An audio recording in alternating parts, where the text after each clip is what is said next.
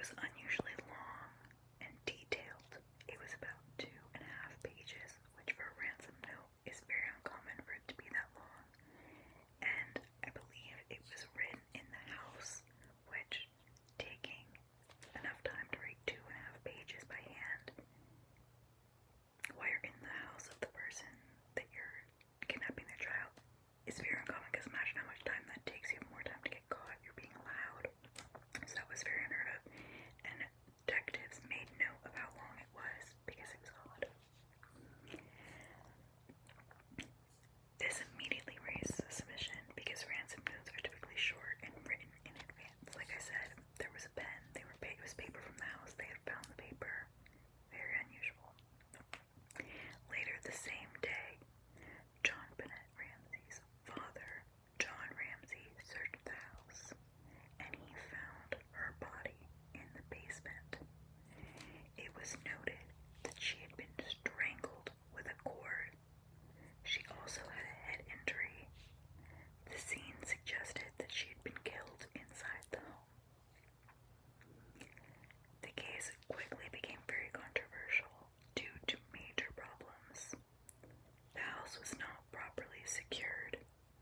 Friends and others were allowed inside, possibly contaminating evidence. So that was after she went missing. They allowed friends and family to come in the house, which is not common.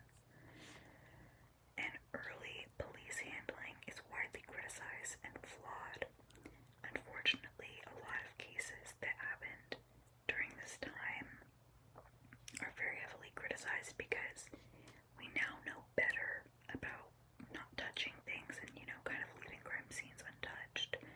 Like, for example, Nancy, who went missing a few weeks ago, her family was out of her house for weeks. They just moved back in. And so, they're very strict about not touching anything, whereas at this time it was not really known that evidence was being lost. There's a few main theories about what happened. A big theory is that the family was involved. Some investigators suspect someone in the family. And their reasons was the ransom note was written in the house, and also how close the ransom note was to the father's bonus. No one knew the father's bonus, but the people who had given him the bonus, his company, which why would they be involved? They were never suspects.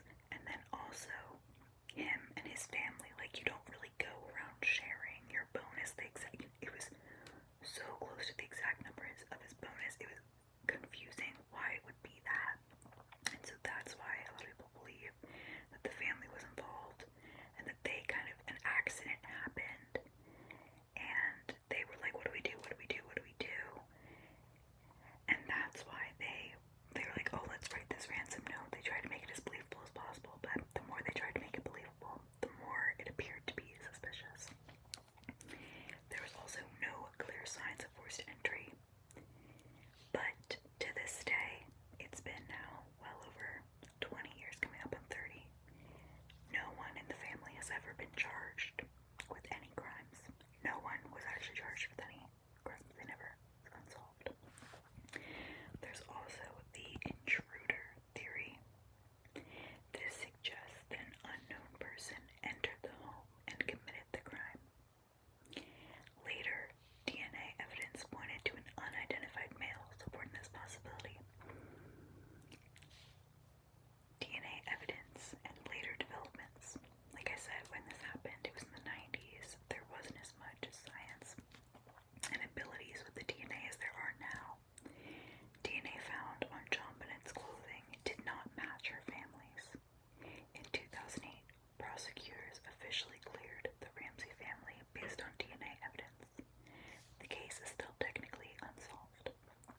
However, as I previously said, there was people that came into the house while they were looking for her, and they could have been involved in her, in that kind of stuff. So that's kind of why it's like, we can't officially, the family was cleared, but no one else was ever prosecuted.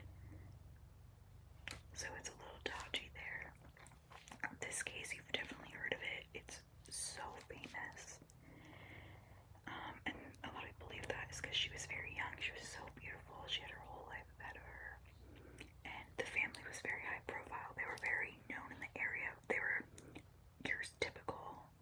white picket fence, you know, when this horrible thing happened. And they've recently been in the media, like, since this. Like, they've been on, like, talk shows and stuff like that. And I will say her brother, it seems a little crazy. And there are theories that he killed her kind of on accident, and they didn't know what to do. There was a lot of media attention drawn to this case. There was so much conflicting evidence on whether she was killed by someone in her family or an intruder. So a lot of people had theories. It was very talked about because so many people disagreed. And even to this day, there's no answer as to who killed her. To this day, it remains one of the most famous unsolved cases in the United States. She was killed in her own home. A suspicious ransom note complicated the case. Evidence points in multiple directions, but no one has ever been convicted. I did a little more research about the brother's involvement because I remember reading about this case, and the story about him really just shocked me. So, Burke is his name. He was 9 years old at the time, and there's belief that he may have accidentally caused her death during a sibling dispute, a fight. You know, siblings are rough having when they were young. And so they believe that there was possibly a sibling conflict. Some speculate there may have been a disagreement or accident between the children. As I mentioned at the beginning, she had a head injury as well as strangulation. And so the theory is that they were fighting, roughhousing, whatever. He gave her a head injury, she passed out, and the family thought that she was dead. And they start writing the ransom note, they start getting involved, and then she kind of wakes up and she's out of it. But they don't want to go to the police, they don't want to get the brother in trouble, they don't know what to do, they panic, and then they strangle her. It's believed that the 9-year-old boy would not have the strength to strangle her, so it must have been one of the parents. So let's talk more about the head injury. She had a severe head injury that was found to be before the strangling. Some believe this could have been caused unintentionally, like I said. And then many have criticized Burke's interviews. That's the brother, and like I said, I've seen interviews of him, and he's very aggressive, he's very kind of cocky and full of himself. And I really do, I'll link some interviews below in the description, because I think you just have to kind of go and see for yourself the character of him, because in a lot of these interviews, you know, he's only famous for the death of his sister. The way he talks about her and just his experience is very almost disconnected, or it's very disturbing. So I will link some of those in the description for you guys to watch. But a lot of people criticize the way he acts. And then the ransom note, again, not to come back to that and beat that dead horse, but it was so atypical for the ransom note to look like that. And then the holes in this theory I will go over too. There's no physical evidence linking the brother. There's no DNA or forensic evidence tying him to the crime.